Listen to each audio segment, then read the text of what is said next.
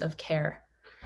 The LEAP's mission is to advance a radically hopeful vision for how we can address climate change by building a more just world, while building movement power and popular support to transform it into a lived reality.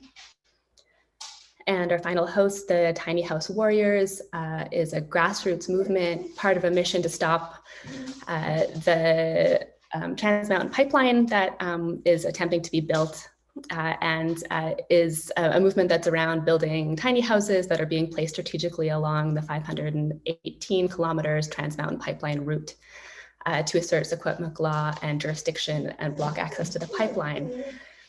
So today we're also joined by host Naomi Klein for a panel discussion with Indigenous land protectors on economic analysis and strategies behind our various blockades. So as we close out the year of Shut Down Canada, which started with the Wet'suwet'en resistance in the early parts of this year, this webinar goes beyond the media headlines into discussion about international Indigenous human rights, injunctions, criminalization of land defenders, and the uncertainty of Canadian claims to land and sovereignty. I myself have spent the past 3 years living on Wet'suwet'en territory as a land defender, and I'm now in Toronto, sort of shifting my work into the realm of education and into my role at Ryerson and my role at Yellowhead Institute. One of the things that we were talking about before we got started here is that all of the land defenders present have been arrested in connection to our various activism and resistance movements. And so we've all faced this form of criminalization that attempts to contain and control our lives as Indigenous peoples.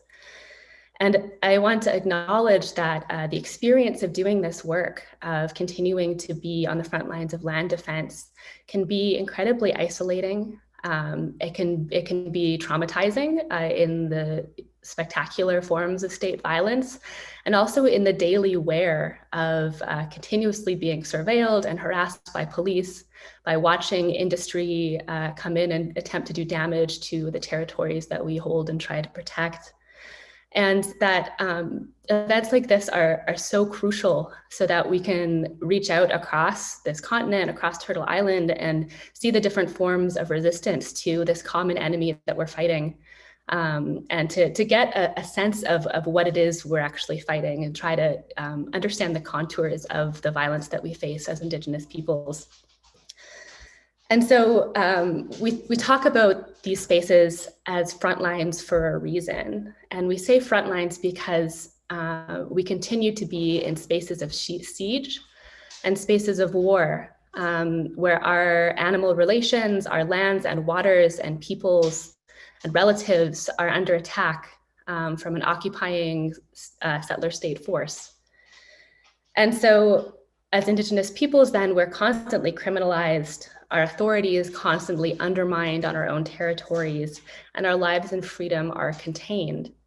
And in that context, the Canadian state, when we assert ourselves and assert our own autonomy and attempt to take some control back over our lands and waters, we're accused of holding Canada hostage, which is what happened in the aftermath of the raids on Wet'suwet'en territory in the early part of this year. And so when we shut down Canada and they accused, especially the rail blockades mounted by the Mohawks, of holding Canada hostage, we have to remember that the attempt to contain has been always throughout history to contain Indigenous lands and lives in order to ransack them for Canadian profit. And so this movement to try and paint Indigenous peoples as the ones holding the Canadian economy hostage, I think needs to be sort of pulled away so that we understand the ways in which the whole economy is structured around the theft of our lands, around ransacking natural resources that our lands hold, and around continuing to contain the threat of Indigenous autonomy. So with that, I want to turn this discussion over to our host and moderator, Naomi Klein. So thank you so much for opening up this discussion and for being here to help facilitate.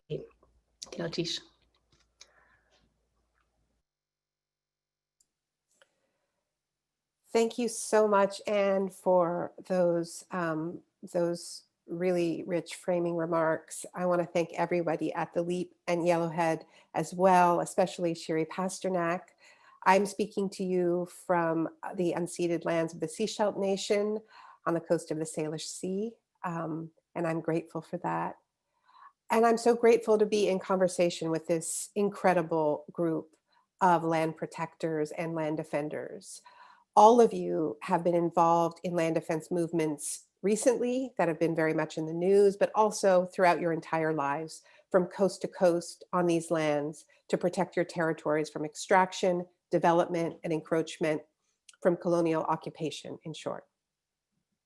One of the ways we can describe this power struggle is through the concept of the ransom economy, the title of our conversation today. And this is a title that Kanahus Manuel came up with when we were trying to describe the economic dynamics of colonialism today. So my first question relates to that. We can say that the ransom economy is a way that governments hold Indigenous peoples hostage to the settler economy through various strategies, like an endless and flawed land claims process or through systemic impoverishment. But the ransom economy is also a counter strategy to assert indigenous jurisdiction, as Anne was just saying, as embodied by the Shut Down Canada movement and the Land Back movement. So Kanahus, since this is your framing, I want to start with you. Beginning with settler governments, in what ways have you experienced Canada as economically holding your community or nation ransom? Thank you, Naomi. Kanahus Manuel here from the Secwepemc Nation.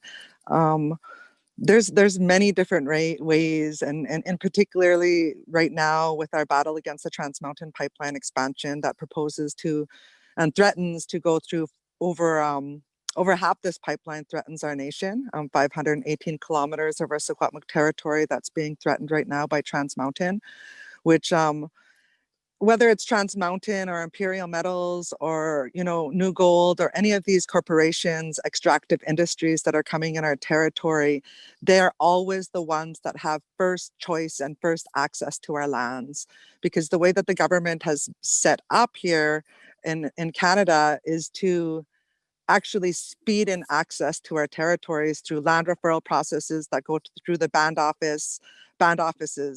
And people may say, like, what are these land referrals and how does that get access to your lands? Well, corporations are bound by law to get the free prior informed consent of Indigenous peoples. And when they don't, and they don't go to the proper Indigenous people to get this consent, they're violating our laws and they're holding our lands, for ransom. They're saying, if you don't allow us to go through these lands, then we're going to arrest you. We're going to apply for injunctions. We're going to use the police and get enforcement orders, and we're going to physically remove you from this land. And my father called these injunctions Canada's legal billy club, but there's many different ways that Canada has gotten access to our territories without our consent. It's been happening since Canada first set foot on our lands. And therefore, I say that our lands have always been held ransom by Canada. Yet Canada continues to say that whenever we blockade, like right here, where we're blockading the Trans Mountain man camps, that we're holding the economy ransom. And every time that Native people stand up, that we're holding the economy ransom. But it's the opposite of that, because our economy is Indigenous economies, and that includes the caribou, the moose, the deer, the salmon, the waters, everything that flows from our land, our culture that flows from our land, our language that flows from the land. And without land, we aren't Indigenous peoples. We can't continue to practice our way without our land. We flow from the land, and you can't separate us from the land. We are a part of our own Indigenous economies. We're never separated. Everything that's on our land is our relative. And I guess I'll end it there, but I just want everybody to know very clearly that Canada is very in a very meticulous and thought out process, finding ways to eliminate us off of our territories. And this is genocide. Federal reports have admitted it was genocide. So we're here today to expose this and to, connect the dots on how this blockades and shut down Canada actually affect Canadia's economy, but also devalues our economy by pushing these pipelines and real estate development, other things through our lands. Well, thank you. Thank you, Kanahus. And I want to ask you, Molly, the same question from the standpoint of your lands and territory. How are your people being held economically ransom? Hadi say Sleydo Sydney, Gidimt'en Hisley. Thank you for having me on the panel today and for organizing all of this. And thanks to all of the other land defenders who are holding it down and occupying their territories and who've helped us occupy our territories and defend them as well.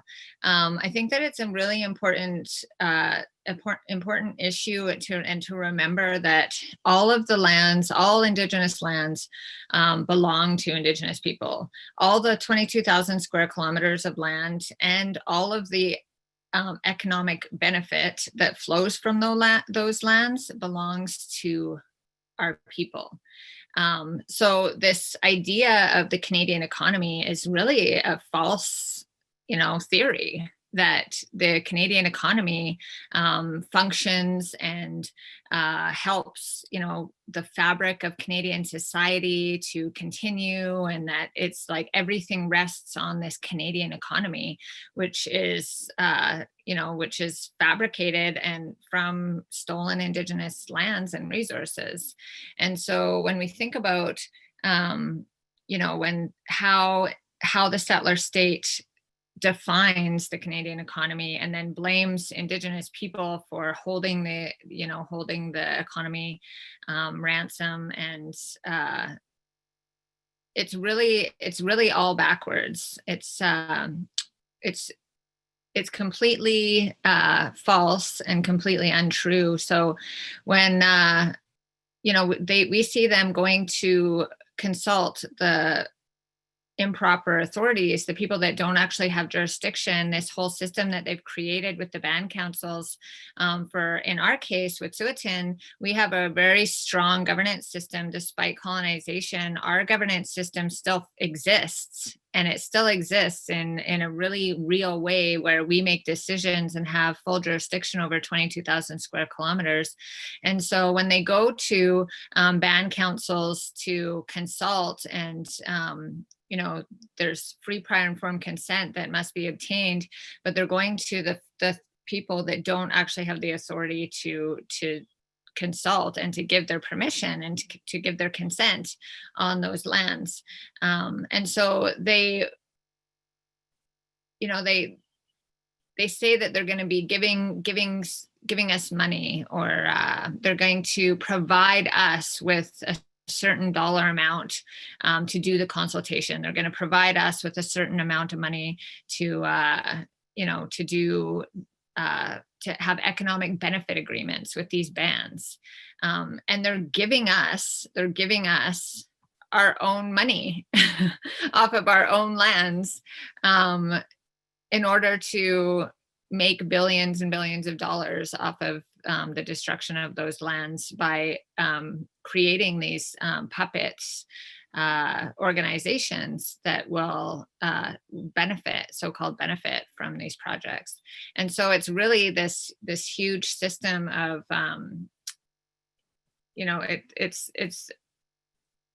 it's like a trickster that's trying to convince us that this isn't ours to begin with, and that we're going to benefit, and they're going to give us a little tiny bit of what is actually ours to begin with.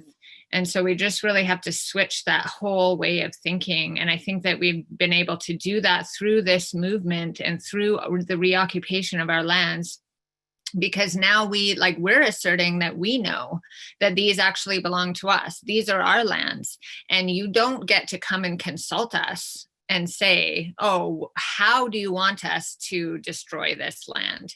Is there one little section of the land that you would like us to protect or to mitigate for this specific project or that specific project?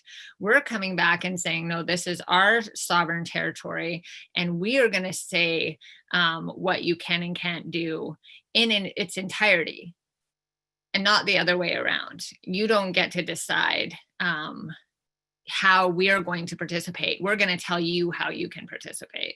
But that they've tricked most of our society and even our own people into thinking that it's the reverse, that that's the only option. And so this land back movement, this whole sovereignty movement, all of the uprisings that are happening from coast to coast are telling society exactly that we're switching it around. We're going back to our original laws that tell us how to live and how to function within our society and within our lands.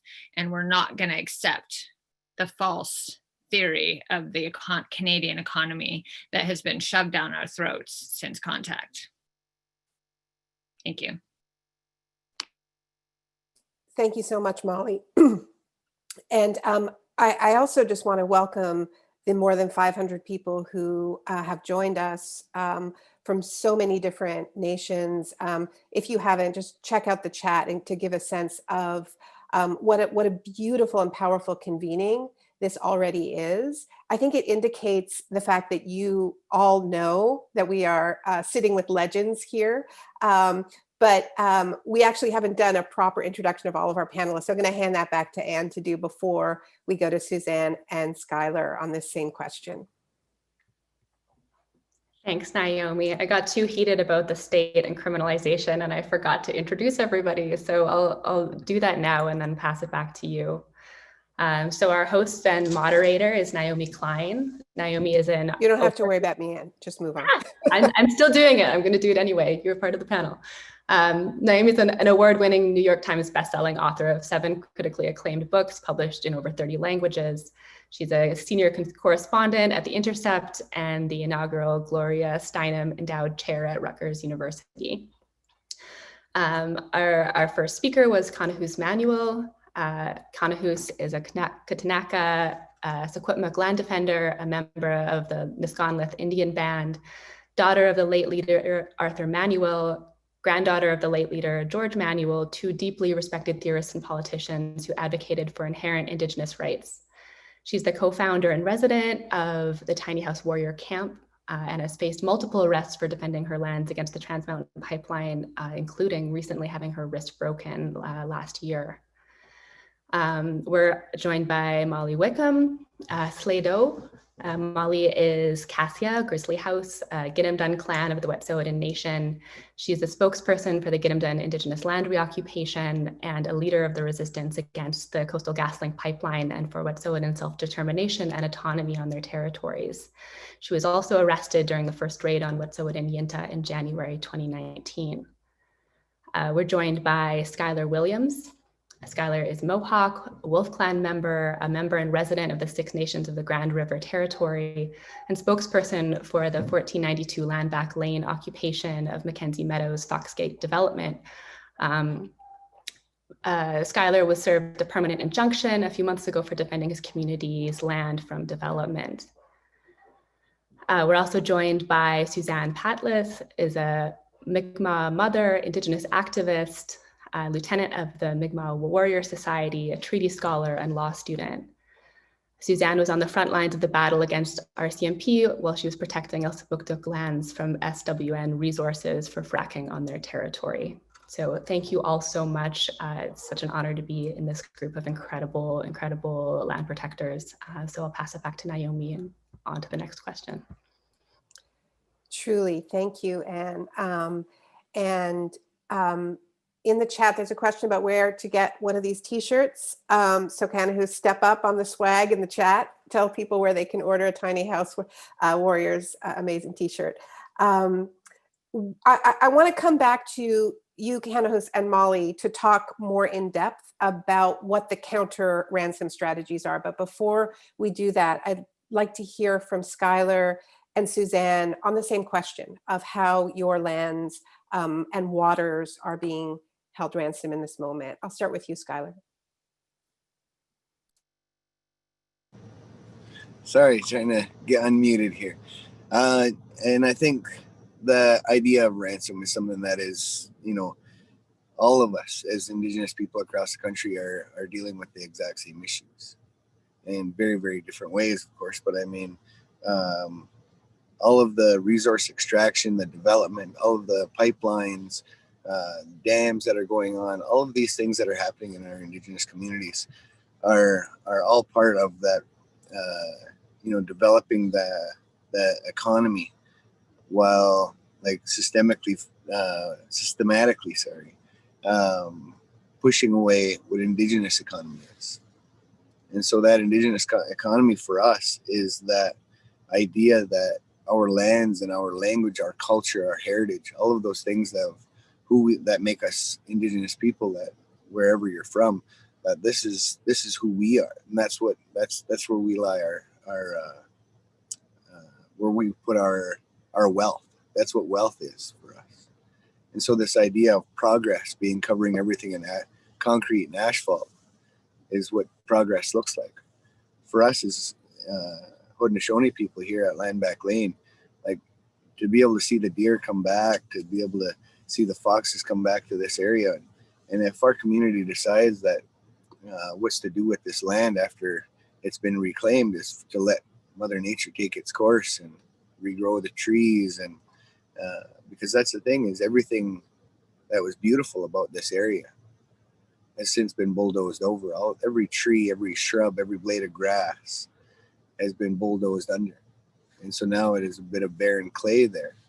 And so for us to be able to say absolutely not, that there will be no development on our territory, and so to be able to have our people make the stands that we have been, to be able to say like that the worth of the land is as it is. And so for us, I think it's really impactful when people make these stands, not just here but everywhere. And so in Ontario, there's the Places to Grow Act that was passed recently, and that lies their development in lots of financial help for developers to be able to build within like if you take the Places to Grow Act and then you take our traditional Grand River tract, 6 miles on either side, it lies over that almost perfectly.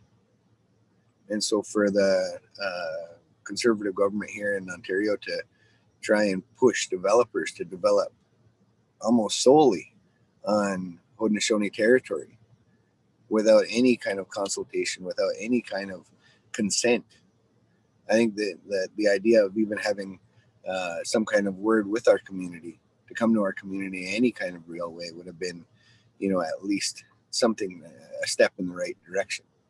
And so for us, that idea of holding us ransom is absolutely, hits very near and dear to a lot of us here at Six Nations. Thank you. Suzanne, can I ask you to speak on the same question? Yeah, could you repeat the question again, Naomi? So it's the framing of this whole event, the idea that this is a ransom economy, and to speak specifically about the ways that this plays out in your territory, and also if you want to speak to the counter strategies as well of turning the tables. All right, I'm from Mi'kmaq territory, and in my territory would be the first place where the settlers had landed in 1497 here in so-called Canada. And that relationship began as a relationship of economy and trade, because my people were one of the first entrepreneurs of this land, where we were, that's where the economic apartheid began, where we were, the ransom economy began from there, where we weren't properly engaged in a proper relationship with the settler society, where we weren't getting the value of the product that we were given out. The other thing that with this ransom economy, the subjugation of Indigenous poverty prevents Indigenous liberation and emancipation unless we reject this concept of recognition of Indigenous rights and title, because that undermines the real self-determination of our nations and our peoples. Because when we resist that legacy that Canada has laid out before us, we have, I'm sure each one of the panelists here today is being investigated by Project Sitka. I know that me and Kanahus, back when the project began, were one of 2 of 87 individuals on that list who were deemed problems to Canada. We were deemed threats to Canada because we were a threat to the Canadian economy, just by voicing our rights and our sovereignty, because our sovereignty and our title is a threat to the privatization of land. And that land has been held ransom against our people since the inception of the British North America Act, where they imposed their settlement within Canada. And settlement began when they started taking claim over our territories and starting to regulate us via political regulations, policy, legislation. And this is where they have been able to create an economic apartheid, even when they're saying they're working towards reconciliation, when reconciliation at the moment is currently levitating this economic apartheid and ransom economy before our eyes, because it's our land that we have to negotiate for our so-called land claims, and these numbers are being held out before us. And that's another form of ransom economy that our people are currently facing all across our Indigenous territories, from the people who are defending on the ground to the people who are sitting across the tables from the government. It affects us all across the board. So I just wanted to end at that. In order to emancipate us from poverty and to rise up as individual nations, we must be able to become equal partners. And when we try to forge forward with our own Indigenous economies, such as in my territory, where we are asserting our right to a moderate livelihood, which means our right to our own economy. And that is being denied when we're certain that out on our waters and out in our lands. And it's not only by the government, but it's also by other people who are anti-Indigenous. And this ethos continues throughout all of Canada, that we are not good enough or equal partners in society. Thank you, Suzanne. I want to go to all of you and ask if anybody wants to speak specifically about turning the tables on the ransom. What counter strategies in the face of a ransom economy look like specifically? Kanahus, do you want to jump in? Yes, I think a lot about the international, actually, like the whole finance accounting systems of the world and the trade that goes on with Indigenous territories, the resources extracted without our consent throughout the world on the global markets. It's always about getting these raw resources from Indigenous territories out to the global market, get it from landlocked areas on Indigenous territories to tidewater. It's getting it through bottlenecks through these territories that are bringing these risks and uncertainty to these projects. I think that one of the big pushes that we're really trying to make is that we want to hit them where it hurts. They've hit us where it hurt. We want to hit them where it hurts, and that's their pocketbook. That's insurance companies, that's contractors, that's anybody that has any type of interest in our land. Because when we talk about our title and rights as Indigenous people, we're actually talking about that these rights are entitled to our lands are held collectively amongst all of our Indigenous members in our nation, For instance, for the Secwepemc, we have 10,000 plus Secwepemc people that this title is held collectively. Nobody can make a decision without the rest of the remaining collective. You can't sell the land, you can't lease the land, you can't make any type of even mutual benefit agreements with these companies without including our collective as the proper rightful title holders for our nations. We've really looked at what does really it affect, how can we really affect Canada and its pocketbook? How can we show the world that the wealth of Canada is based off of the blood, sweat, and tears and genocide and oppression of us, our Indigenous people. That's how Canada has gotten very wealthy. You know, Canada is the second largest country in the world, and it's one of the wealthiest, and it's from native land. So how do we start to affect them? And we've always known about blockades. Blockades has been one of our go-tos as Indigenous people when we're talking about direct action. And so blockades is a place where we as Indigenous people, our Indigenous sovereignty and our jurisdiction and our territorial authority will confront the assumed colonial authority and jurisdiction. They think they own the land, but we know we own the land, and the blockade is where we meet. And we have our blockade right there on the Myrtle Lake Road, right behind me. And I love to see Skyler's blockade. It's right in his background of his shot right there.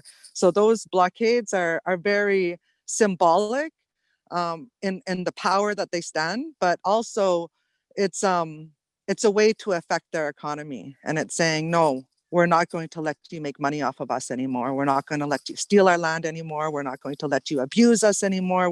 We're going to stand up for our creator given rights that we inherited because we were born Secwepemc. And so one of the things we've done is really stood by all the calls to shut down Canada, you know, all the calls to shut them down and to expose that the Canadian economy is based off of the theft of Indigenous territories.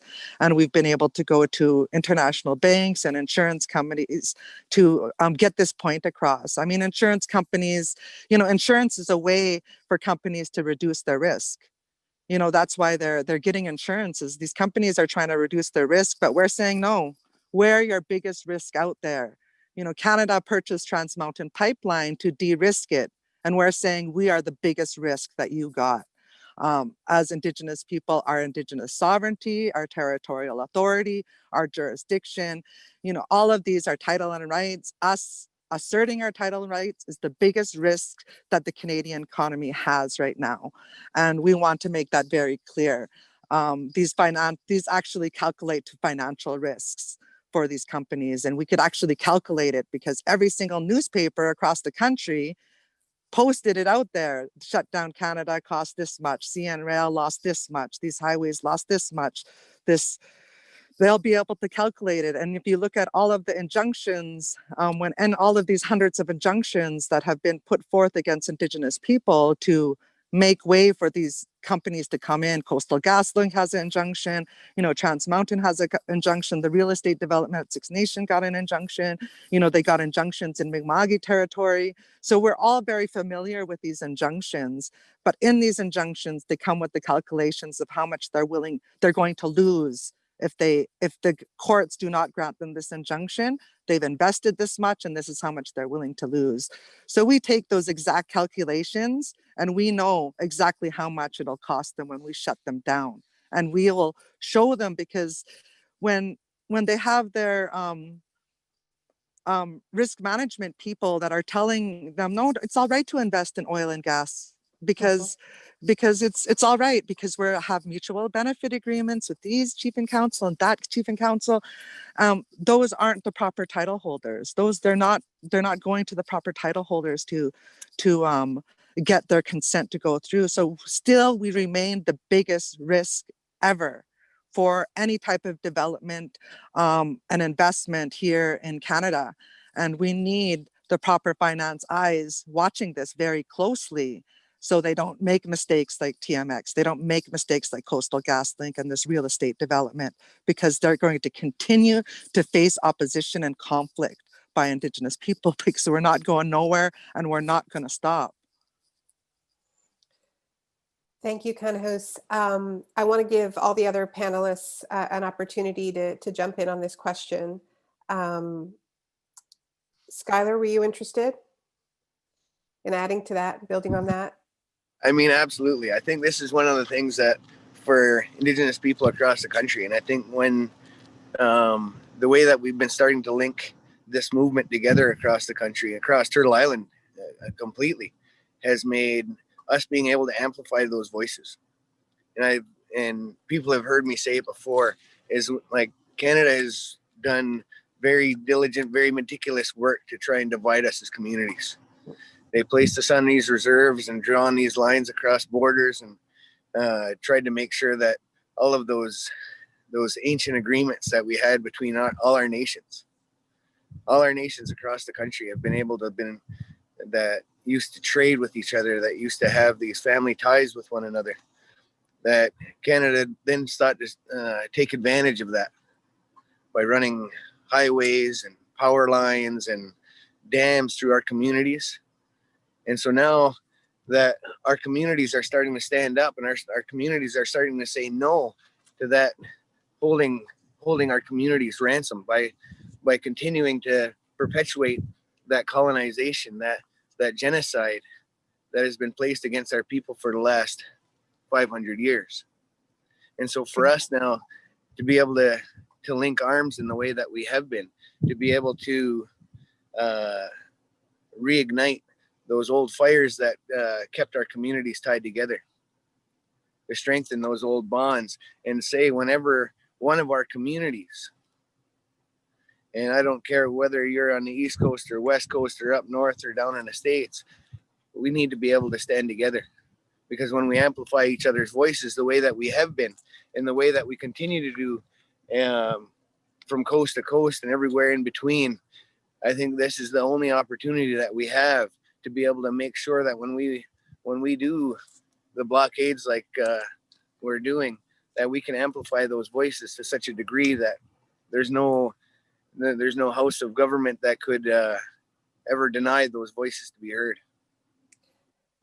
Thank you, Skyler. And Molly, I know your laptop may be starting to fade, so I want to make sure we hear from you on this, because you have built such an extraordinary movement known around the world, a solidarity movement that is the kind of muscle behind the legal and economic claims, right? Because what we know, and I had the extraordinary experience of going with Arthur Manuel some 15 years ago to a meeting he had at Standard & Poor's to make the argument with Gujau to downgrade Canada's credit rating from its AAA because of Indigenous land rights being a debt on the books that is unacknowledged. And essentially what this guy's response was, you and what army? You can't enforce it, right? And that, I think, speaks to the kind of dialectic between the rights and the ability to enforce those rights. Yeah, exactly. I think that's a really good point. And that's one of the things that I wanted to talk about is this, land back movement and the reoccupation of our territories. And the fact that, I think that there's certain things that come up that inspire reoccupation of the land and blockades and resistance. And for me, it was, pipelines 10 years ago when Unistoten first came into existence, their occupation of their territory, and I got involved and wanted to go and build a home out in the path of the pipeline with my family. And so we ended up building a home out on the territory. And so it's turned into this, it's turned into something bigger than just a reoccupation of a certain area. It's turned into it's a major lifestyle change. It's more of an Indigenous resurgence. It's in every being, every thread of the way that we live our lives, that makes us stronger, that makes us more in tune with our territories. That when people talk about, well, what about people's livelihoods? What about their livelihoods? People need jobs. What about our livelihoods? The people that are living on the territory, the people that know their laws and are living their laws, are gaining strength from that. Unistoten Healing Center, Unistoten Village, they have hundreds of thousands of supporters. Gidimt'en has hundreds of thousands of supporters around the world. We, all of these occupations, because we're actually living out what we're talking about. We're not just, you know, it's not, you know, maybe it started as a blockade. It started as a way for Gidimt'en. It started as a blockade.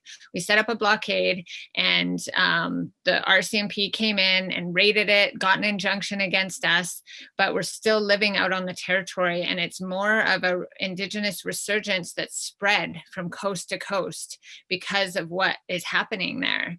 And so we need to look at that and our governance system and the way that we do business within our own nation, that this is what is creating this whole movement. It's not just our experience, but it's what people experience when they go back to their land and reoccupy their land and experience what that freedom is like.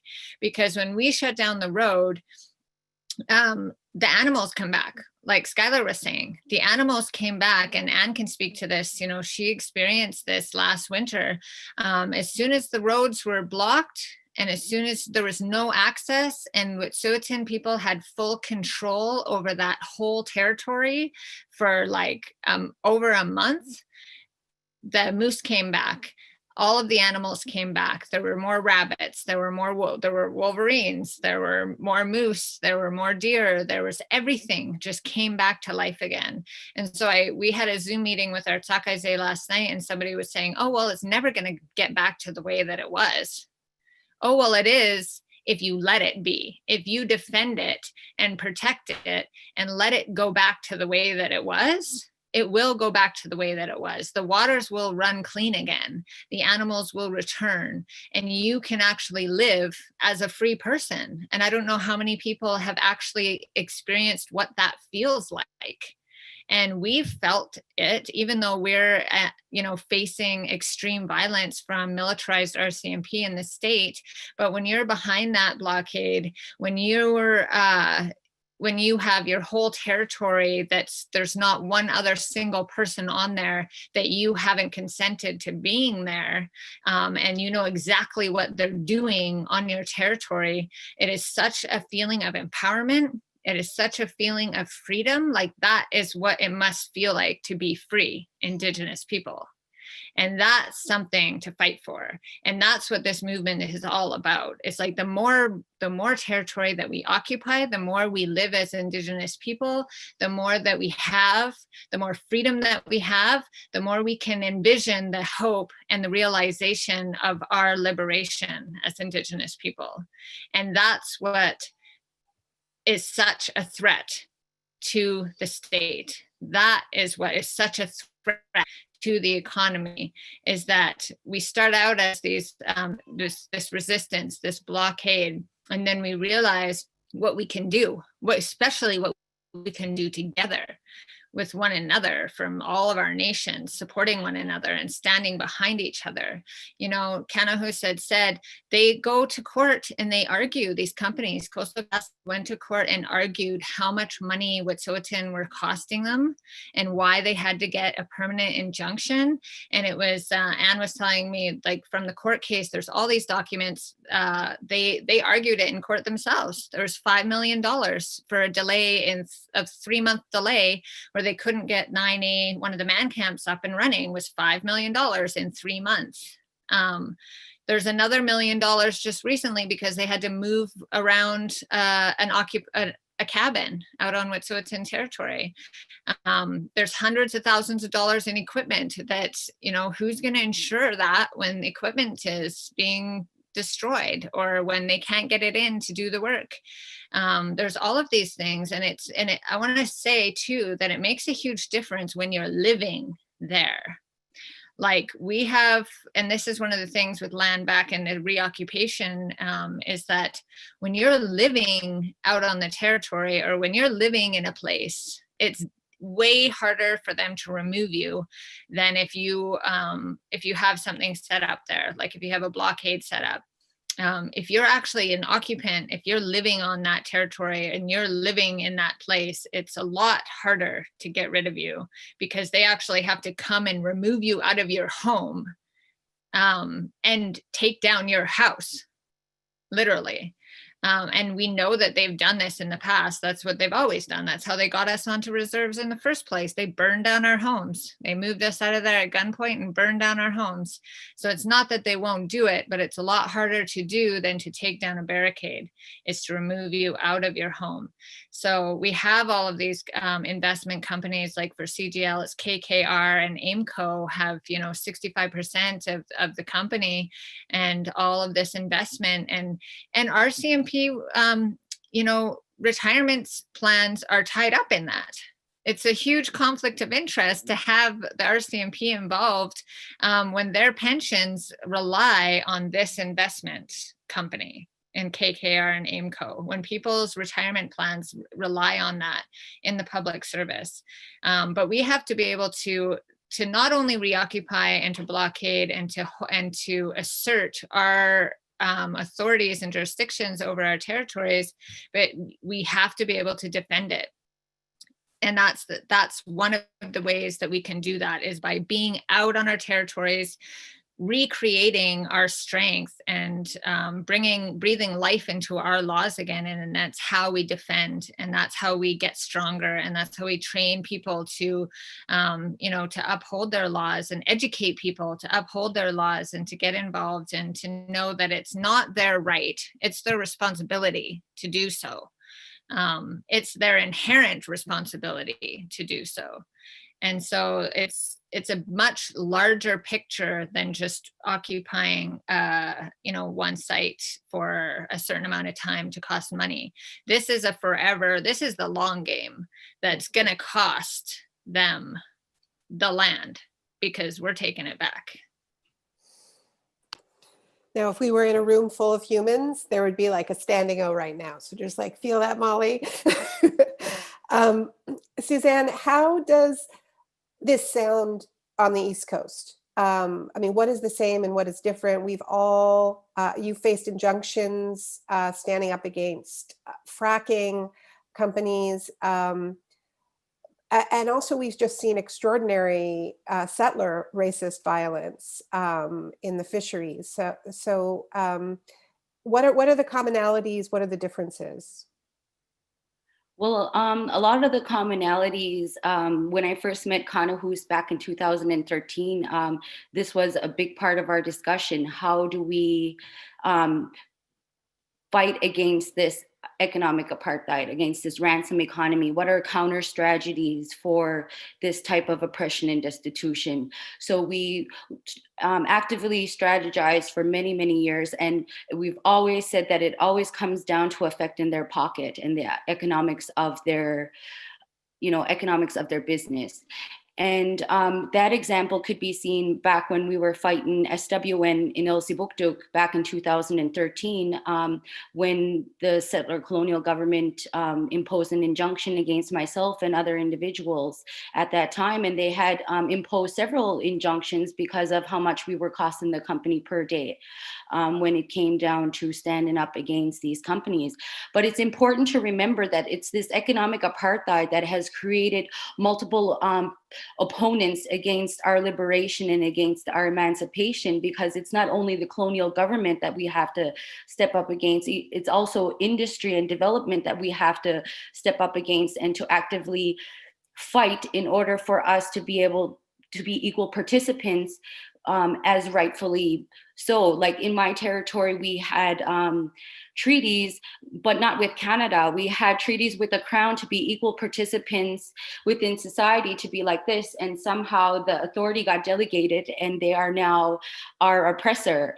So what's important for you to, when you are fighting, and we're using this SWN as an example, is when you are doing your actions and you are doing your different ways of actively fighting against a corporation, for example, you have to really pay attention to how those actions affect their pocketbook. And when a company such as SWN is registered on the stock market, then you're able to see how those actions actively affect their pocket, how it is getting their investors to pull out from there. Because when we began our our activity against SWN, they were worth almost $50 per share. And right now, if you check them out, they're less than $3 a share. So we were able to literally, annihilate that company because of our stance against fracking, which, it not only worked against that company, but it ignited a stance against dirty industry and how they use those dirty ways to extract from our territories and keep us still poor, and they still keep us, oh my God, they still keep us so below everybody. And out in here in our territory, when we were recognized by the court to have a right to a moderate livelihood, which, as I explained earlier, that's our right to our own economy. When we have that type of right, and it's different here. When we were trying to assert that right, we actually got an injunction against the angry fishermen, the angry commercial fishermen, and not much was done with that injunction. It was a piecemeal, it felt like a piecemeal thing that really didn't do much of anything. Yeah, I understand that there may have been one person or two people charged for breaching that injunction, as opposed to when an injunction is set against Indigenous people, there's usually multiple people violently taken down in order to, to prove that injunction valid. And when it comes to us having an injunction against anybody, it's not seen as equitable. So that there's no equality in when there's injunctions for us, or as opposed to when they are against us. We see more violence, we see more threats, and then we see us being put on terrorist threat lists, us being called different things. But when we stand up against those kind of things, but I also see counter actions, such as anybody could do whatever they can. It's not necessarily standing up in the front lines, because everybody has a role to play. And we always discuss this, whether it be through art, through music, through their storytelling, as you've done, Naomi, through your books. You've been able to amplify our voices from the front lines, such as people going online, creating blogs, doing all these different ways in expressing our sovereignty and our authority in our lands and territories, and how we are rising against the oppressor, and we are looking for equal stance within this territory. And when we try to have an equal playing field, such as you've seen out here with the purchase of Clearwater Seafoods, a lot of individuals want to consider that under the umbrella of the moderate livelihood fishery, which is not, because when we want to participate in the commercial fishery, we have every right to participate in that, which is completely separate from the moderate livelihood fishery. And a moderate livelihood is definitely not achieved when people in my community are 75% of my community is still living in poverty. So it's obviously not achieved when a big population of your people are still living in poverty. And it's within these front lines where people are supporting and lending their support and flourishing their art and their beautiful things, that they're able to really out of the ashes of the oppression that we face, we're able to really rise up against this oppression and really empower one another for our liberation and our emancipation, in order to really become equal people within this land. And it's equality that we're all fighting for. We're all fighting for our voices to be not only recognized, we're really sick of that recognition. We really want the power to be able to have a seat at the table. And the words came out of Kanahus's father perfectly. We have to stop crying on the shoulder of the oppressor to get our, to get what we want across. And it's not going to happen through that avenue. It's going to happen through us really standing up and really pulling at the roots of this colonial history and changing it over and bringing the true stories out. And that's what we did when we stood up against the statue of Cornwallis. We were unearthing history when people thought we were actually destroying it. And that's what we're doing all the time when we are out there. And we are unearthing the true history of colonial Canada. And we are using that truth in order to empower and emancipate our nations. Wow, thank you so much, Suzanne. There's so much love for all of you in the chat. I hope that you're reading it. Um, and you can tell there's lots of great organizers in this chat, because I was looking at all of these great reading suggestions, and links to different groups going by, thinking somebody needs to compile this and we need to get it before the chat disappears. And sure enough, somebody stepped up and already has done that and is compiling it. There's a link. So if you want to make sure not to lose all this collective wisdom in the chat, copy that link. And it'll all be there, all the book recommendations and film recommendations, and ways to buy t-shirts, etc. Yes, I'm really struck by what Suzanne is talking about unearthing the history, the real history, and the stories beneath the story of colonial Canada, and that you have all been so much a part of. I want to talk a little bit about something that Anne mentioned at the beginning, which is that all of you have, you're not talking at an arm's length when you talk about criminalization, when you talk about being arrested for defending your land. It's something that you've all experienced. All of your struggles have faced this strategy of injunctions. And we are in a global reckoning and rising movement against mass incarceration, for prison abolition. And I would love to hear any of you who want to speak to where you see your struggles fitting into that global movement. Skyler, you want to start? I certainly can, yeah. No, and actually I'm going to take you guys for a little walk while I'm talking here. Because like for us here at Land Back Lane, that idea of that criminalization is something that is something that we're dealing with every day. I don't know if you're going to be able to see it from here. There's on the other side of the barricade there's a line, and that line is constantly manned every day. But you can't quite see it in the video, but there is a line there of about 20 cops over there who sit there every day, all day, day in and day out, to make sure that, that are sitting there with guns on us every day. Like, this isn't an idea that we are somehow not the peaceful occupation that this has been since the very start. But for us, this has been, and we kind of jokingly say it's been kumbaya by the fire here for 145 days now. And so for us to continue that work, to be able to maintain that peace here, because that's the thing, is the only days that there's ever been any violence here is on the days that the OPP come in shooting rubber bullets, that the OPP come in shooting and tasering and dragging our women off our lands. The one guy got tasered in the neck and head. Another guy got his face dragged along the pavement.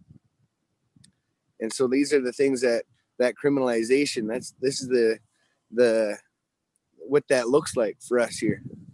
And so when we tried to defend ourselves in the civil proceedings against the injunction, the judge actually struck everything that I had said and barred me from participating in my own defense. And so for us to be launching the appeal now, to be working as hard as we are, and our legal team is working as hard as they are, because I was self-represented, because at the time we didn't have any money to be able to afford a lawyer to be able to progress any of the court action that we started. And so we spent the better part of 2 months learning how to be lawyers, learning how to be civil lawyers, to be able to defend ourselves. And so that work to be able to figure out all of the things that we needed to do. And so now we've launched that appeal. We filed that, and so hopefully we'll be seeing some fruit from all of those labors that myself and some family and friends, none of whom are lawyers, but I'm very, very lucky in my friends that are amazingly smart. And so to see all of the folks that have been doing all of the work to make sure that we're pushing forward. And so for criminalization part of it, like the criminal charges. Like right now, we've got somewhere in the neighborhood of 40 people that have been charged already, that are already going through the court process. And that was before, roads got dug up. Because that's the thing is here, after the last time the OPP came in shooting, several roads were dug up, railways were dug up, the highway was dug up, and the bus that you see behind me was placed across the road. And so this is what we've done here to be able to protect ourselves from that massive force of the OPP coming in with, and I say it all the time, that the OPP only has one language, and that's one of violence.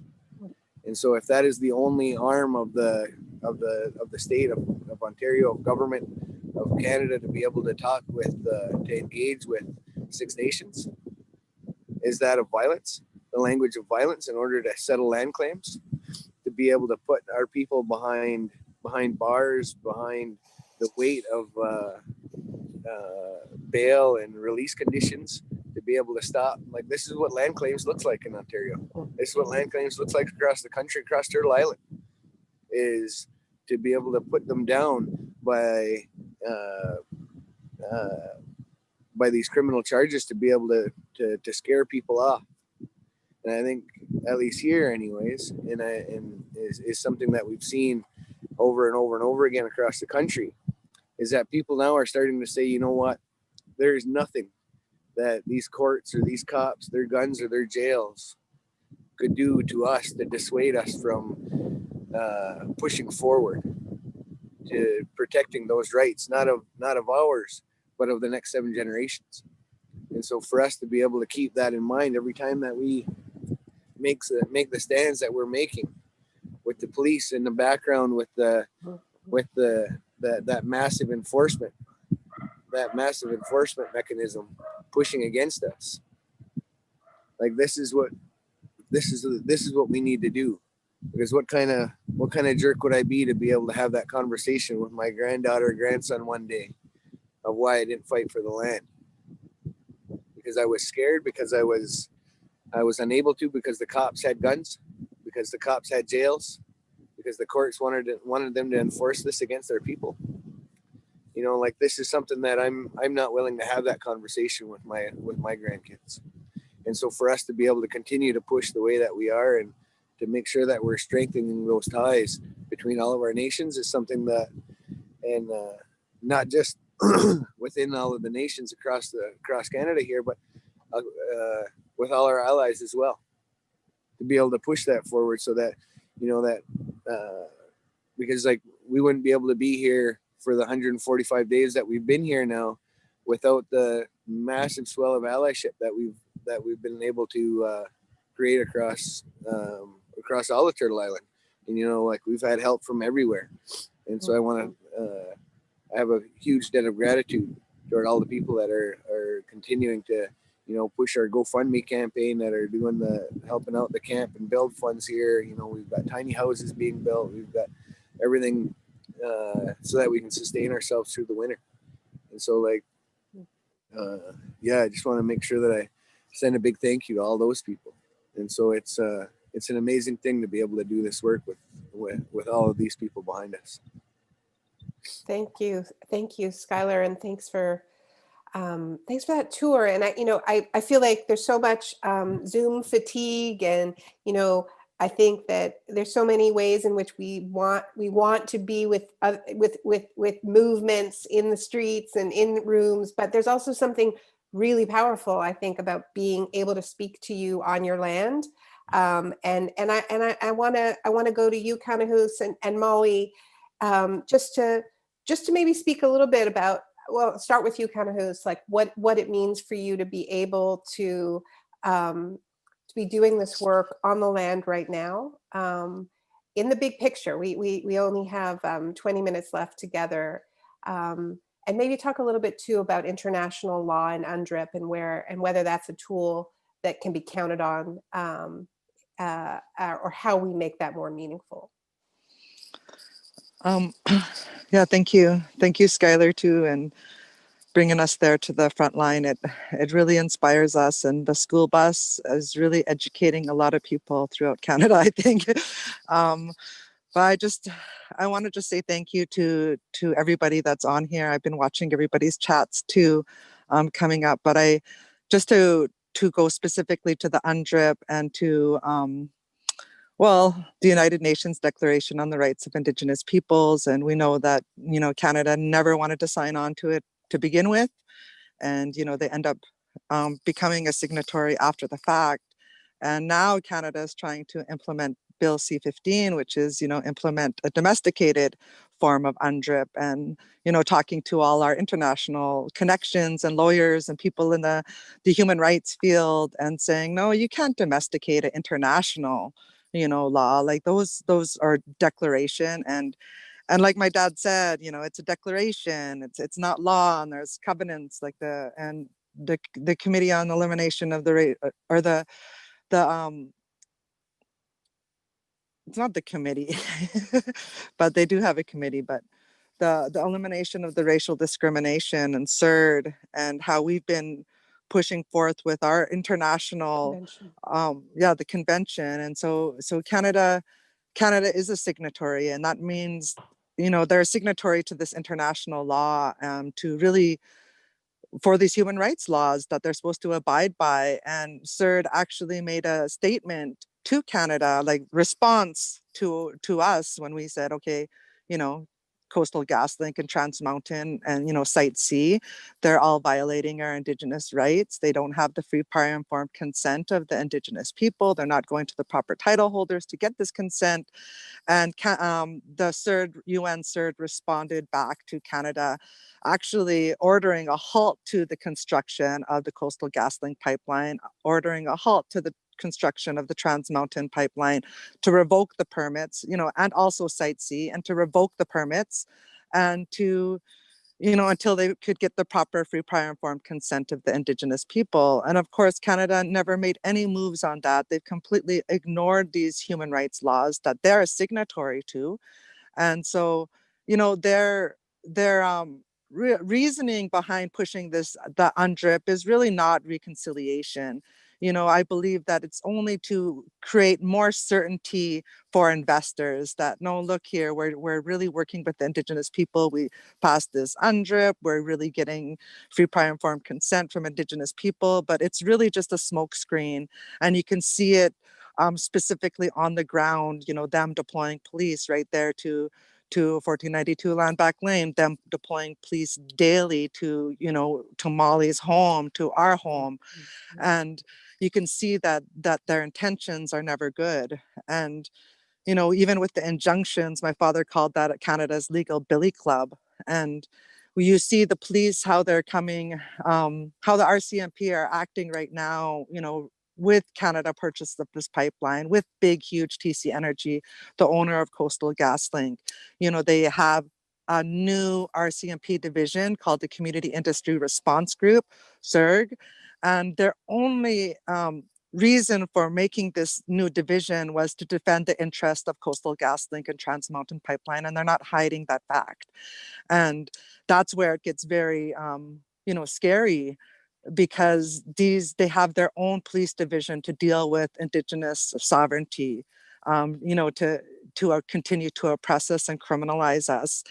They have so much, like we've been able to get freedom of information to see how much surveillance and spying on us they've actually have done. And we've received hundreds of pages of actually that Trans Mountain TMX Corporation are actually spying on us. And they have hired their own private security, including many retired RCMP that actually hold rank over these RCMP that are deployed on the ground. Although they're not working for the RCMP, they do hold higher rank when they left the field than CERG and some of the police that they're deploying on the site for us.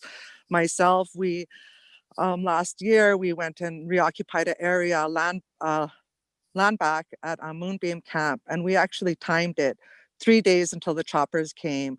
2 days the cruisers came. 3rd day the choppers came. 4th day more vehicles came. On the 5th day my wrist was broken and I was arrested on bogus, politically motivated charges that I'm still defending, that I'm still suing these cops for.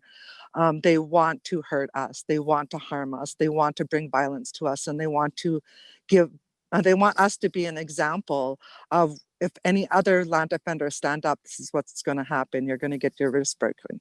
You're going to be violated. You're going to, you're going to be, face down on the ground.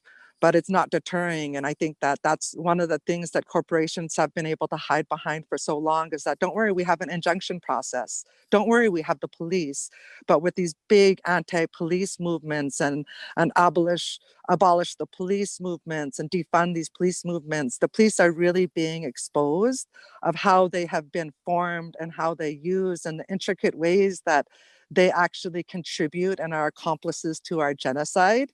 And there's been cases in the past, the Nuremberg trials, and the places where they've actually took civil servants and they said, okay, you violated human rights, you violated these rights, 20 years ago, and actually being found guilty for human rights crimes. And that's what's going to happen one of these days with these RCMP and these civil servants that are signing these permits, and these civil servants that are still pushing through to get access to our territories. They're going to be tried for human rights crimes, and they're going to be found guilty because they are violating every single day that they push through with pipelines and these real estate developments on our territories. Thank you so much, Kanahus, and thank you for bringing us all together. This was Kanahus's idea, and she knew exactly who she wanted to have in conversation, and nobody says no to Kanahus, and I think that you can see why. She's such an incredible leader. Molly, I would love to hear some final thoughts from you, basically about anything you want to say. So I'm not going to ask you a question. Great. Yeah. Thanks for Kanahus for inviting me onto this panel, and we had a good conversation the other day. And yeah, I just want to touch on a few things. For one, the UNDRIP and these international laws and the framework of the UNDRIP. And I really, really believe that, I agree with Kanahus that this is just about insurance for investors, that it's just all this smokescreen to say, okay, we're trying to play nice, we're giving them a say, whatever. So the governments are trying to come up with like, well, how are they going to implement UNDRIP? Well, it's not up to them. Us as Indigenous people, we decide how UNDRIP is implemented. UNDRIP gets implemented according to our laws on our land, and it's different for every nation. Like, our specific governance system is very clear about how we implement free, prior, informed consent. And so that's how we should be implementing UNDRIP. And we say how it gets done on our land, not the other way around. It's not going to be a cookie cutter, like the government figured it out how they're going to do free, prior, informed consent with Indigenous people. No, that's wrong and backwards. So we have to be the ones to show them how that's going to be implemented. I think that the abolishing the police, it's like Kanahus said, we have our own special SERG team, our own special police that are out on our territories every single day, that come to our homes just to make sure we're safe and to check on everybody. They come and harass us. They have 5 different security companies out on the territories for Coastal GasLink that they tell Coastal GasLink tells the RCMP who to arrest, when, and how, and what to do with them. They give them direction, like clear as day. We've watched them come up to us in ceremony and say, okay, go and arrest them now. Get them out of the way. We face the threat of arrest every single day. The first raid on Wet'suwet'en territory at Gidimt'en checkpoint was 14 people with like over 50 to 75 militarized RCMP with snipers. Currently, we have dog teams, the canine unit out on our territories, patrolling our territory with dogs, police dogs. We have the DLTs who are constantly on the territory. We have SERG, and then of course the other, like all of the private security teams that come and harass and surveil us daily. And actually, funnily, it's a little light in our day as they drive into the ditches because they're filming us. They aren't watching where they're going and drive themselves right into the ditch, right in front of camp. So it's really obvious, the surveillance and the helicopters on a daily basis. And so this is how we are living our lives at this point. And it's just something that we have to do. You know, some people say, well, how do you just make it through the day? Like, how do you keep going with this? And it's just not a choice. Like Skyler was saying, like, there's no option to just quit. You don't just get to quit. Like, you know, we don't just get to leave. We don't get to go away. We are here forever. We will be here forever. We're not going anywhere. And there is no quit. There is no quit until everybody experiences that freedom that I was talking about before. Everybody experiences what that feels like in their bodies, to be free and to have full control over their territories, and to know and hope and have hope for the future and for their grandchildren. So I think that that's really what we're fighting for, and that we do have, we have a really opportune time right now. This with COVID happening, there's a lot of horrible things that are happening, but there's also like this really great thing that's happened, is that society's just been turned on its head. Everything has had to change. And so that just goes to show people that everything can change and the world won't fall apart. Things, and there are really good benefits that come out of that you may not have expected. Like the environment is the lands and the waters, other than, these projects that are being pushed through while COVID's happening. In other places in the world where everything's shut down, everything is replenishing. Things are coming back. Things are being healthy. The air, the quality is better. People are spending more time with their families. There are really good things that are happening when we totally change the way that we're living.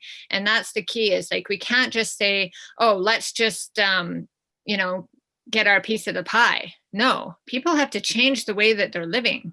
Everybody has to change the way that society functions right now, or we're just going to be the brown people exploiting our own territory. Things have to fundamentally change, and we can do that. And we have the power in this time to be able to do that, because things are very unstable.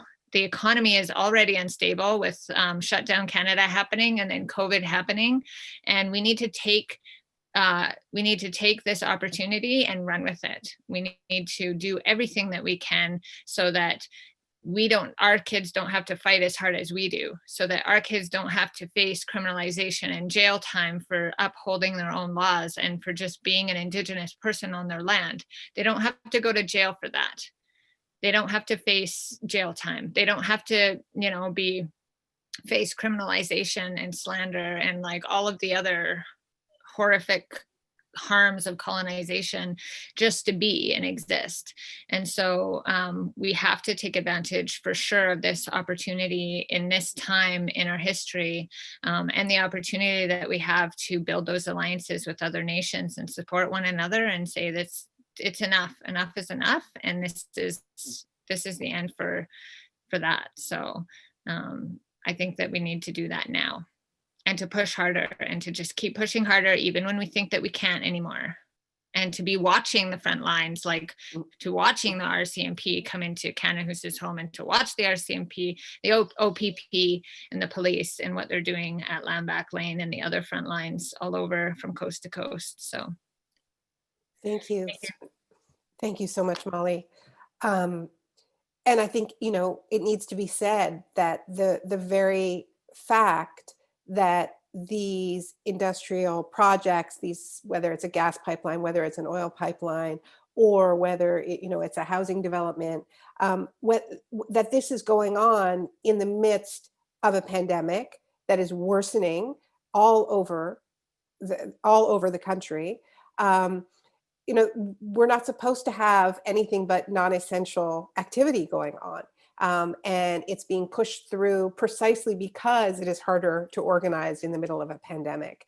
When it comes to oil and gas, it's completely outrageous. There is a glut of oil and gas because people aren't flying, because people aren't driving in the same ways. So there's too much gas. You don't need to ram through a pipeline. It's pure disaster opportunism. It is itself an outrage.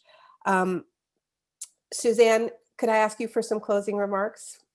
Yeah, I just wanted to add on to like the conversation of defunding the police movements and what that does for our movements here on Indigenous territories.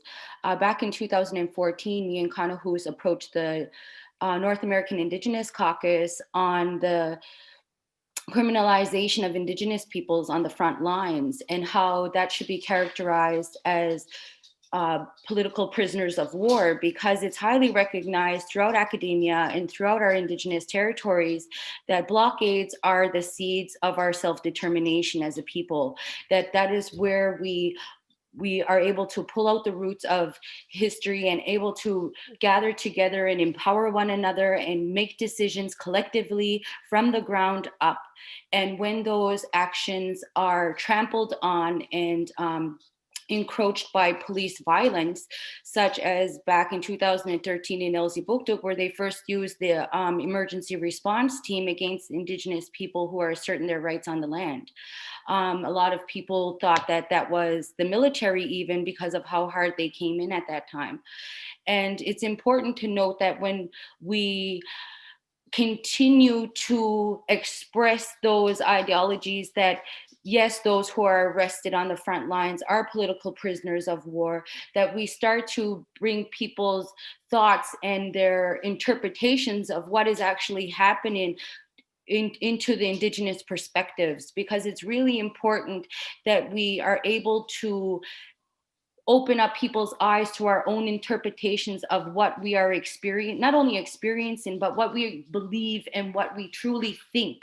Because in order for anybody to understand, they haven't felt, a lot of people haven't felt, our supporters, our non-Indigenous supporters or supporters across the world do not understand how it is to be subjugated by this colonial influence for hundreds and hundreds of years, trying to rise up against the oppressor just to be recognized as human and equal partners within society.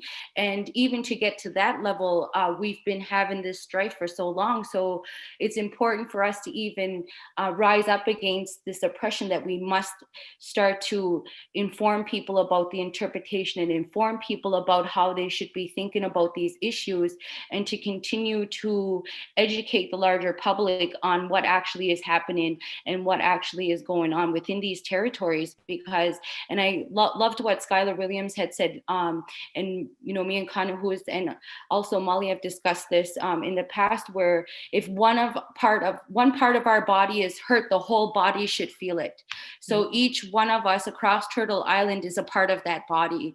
And when one of us feels it, we should feel it throughout the whole body, and we should all rise up as one body in order for us to be able to rise up and to really come together and become that powerful force that we really truly need in this day and age. Because with these viruses and with this, everything that is happening in society, it's a disease, and it's I'm sorry to say it, Indigenous people are the cure. We really have the cure for all of these sicknesses and this oppression. Like, we will be able to come if we're just listened to, just listen to us, stop recognizing us and listen to what we have to say.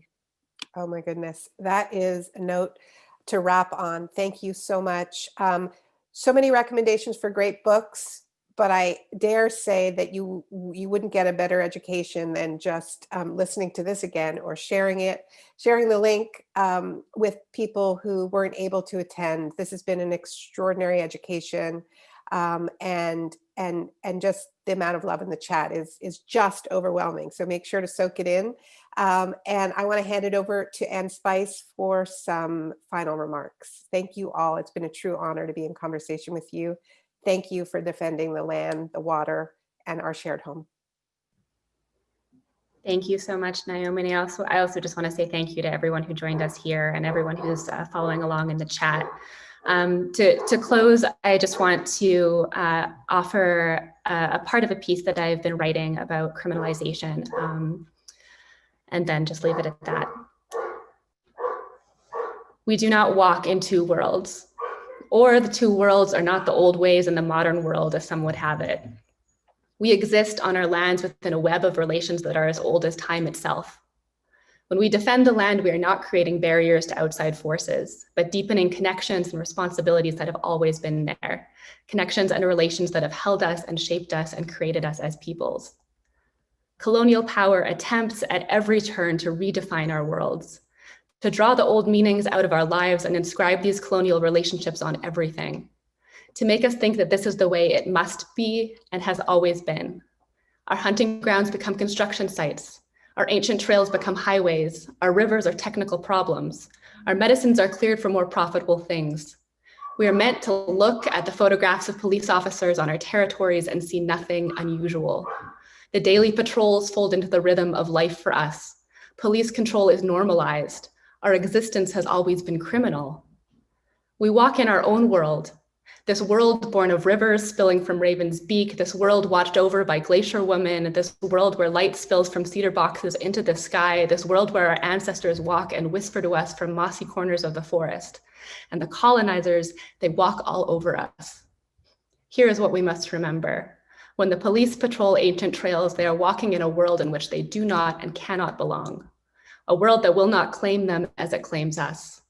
Our storytelling is powerful because it is a reminder of our belonging, a reminder that the invasion, the conquest is not normal or natural or the way things need to be, a reminder that we are connected to this land.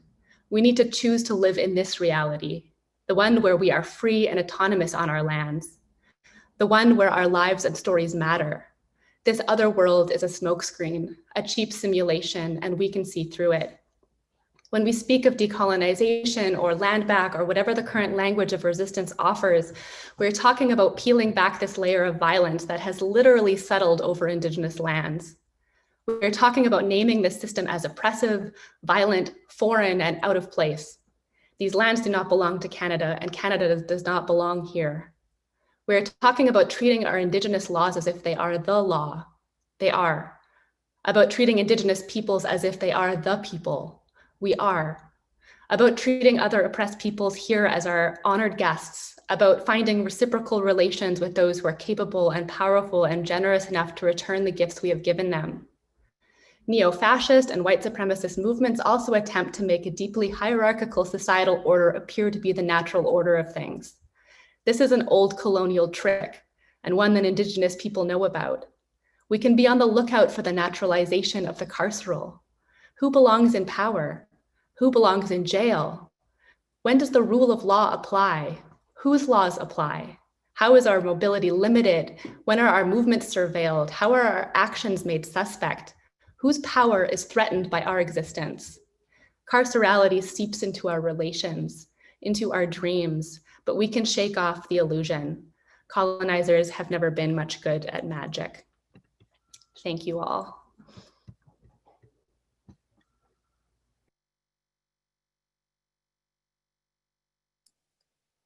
Thank you, everyone, again. Please share. Thank you.